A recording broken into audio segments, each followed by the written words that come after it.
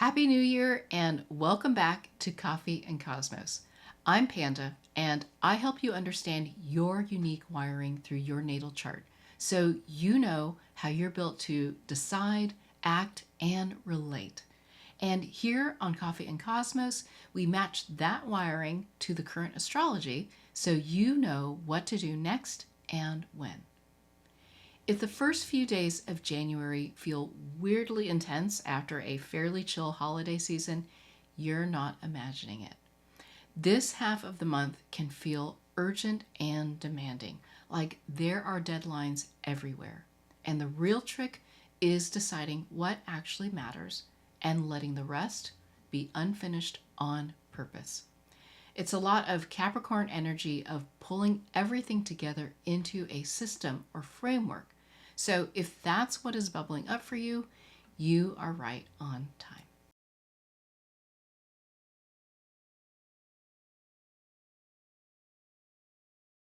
On January 1st, Mercury enters Capricorn, and it's the last of the personal planets to join this Capricorn build. This is the part where your mind starts to understand the structure that you have been trying to create from all of your lessons in 2025. It's like you can finally wrap your head around the framework, even if it's still a little messy. Then, on January 2nd, Chiron stations direct, and that can bring something important to your attention that you did not expect. Pay attention to the issue that just keeps tapping you on the shoulder for a while. It might be something that you keep trying to outrun with business, or just might be something completely out of the blue. But what do you do with it? Just treat it like useful data, not a crisis.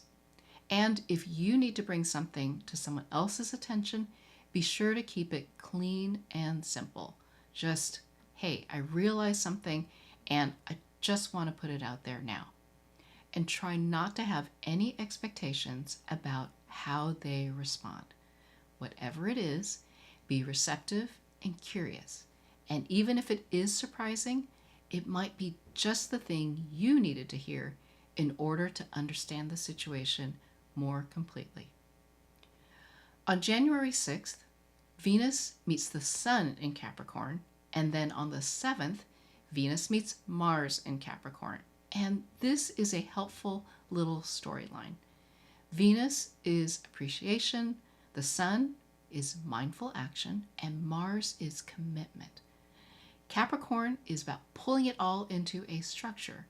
So Venus catching up to first the Sun is like appreciating what you've done so far. And then as it catches up to Mars, it's like appreciating what you've put into it, how you've dedicated your heart to doing it. And what you realize is that your appreciation, your vision is going faster than you can follow through. It's like you can see the whole staircase, but you can only take one step at a time. And you might notice that you're feeling this pressure to make it work quickly. And just know that whatever you have, especially by mid-month, will be good enough. You might also be pleasantly surprised that others might notice the work that you're doing and think you're doing a great job. If you're working with other people on something, this is the time to divide and conquer. Divvy it up, and whatever gets done will be better than if you did it alone. January 9th is a big day. The Sun meets Mars in Capricorn, and Venus is opposite Jupiter in Cancer. And then on January 10th, the Sun and Mars are opposite Jupiter. And this can feel like, okay, it's go time. It's like, I'm going to do exactly what I put my heart into and what I'm committed to, and you're going to make this framework come to life. The Jupiter part is important here because Jupiter is in retrograde right now in Cancer, and it is this appreciation of the framework that you've got, that you have built through trusting your intuition over the fall. And right now, it's the time to just keep practicing that energy of trusting your intuition. And this opposition helps you find a way for structure and intuition to come together. So just notice where your intuition has already been guiding you correctly. And even if your brain took a while to accept it, notice that it does work and that intuition is not logical. You can practice this. On January 12th, the 2026 Pluto portal opens at 3 degrees of Aquarius. And this can feel like you're getting little hints of the changes to come this year. You might also realize that a project from 2025 is not going to get done. But that is actually a good thing. It is not a failure. What it might feel like is getting an extension on a term paper where halfway through writing that term paper, you realize, oh, this is not where I want to actually take it. And now with this extension, you get another year to do a bit more research, explore it a bit, and actually write the paper that you want to have. Then on January 14th, Mercury is opposite Jupiter. And this can bring this pulling together of how your intuition has really helped your framework. You might finally see how it all comes together and how that system can keep evolving this year.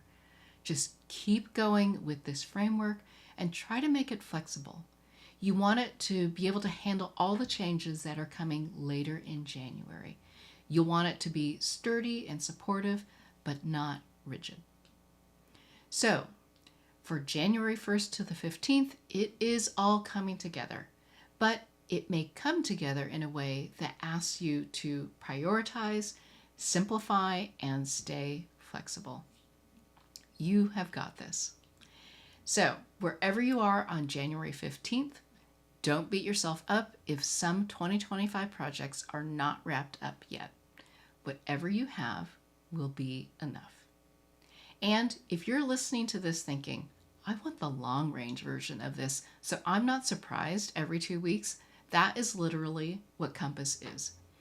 If you are interested in hearing more, just book a call using the link in the description and we'll talk it through.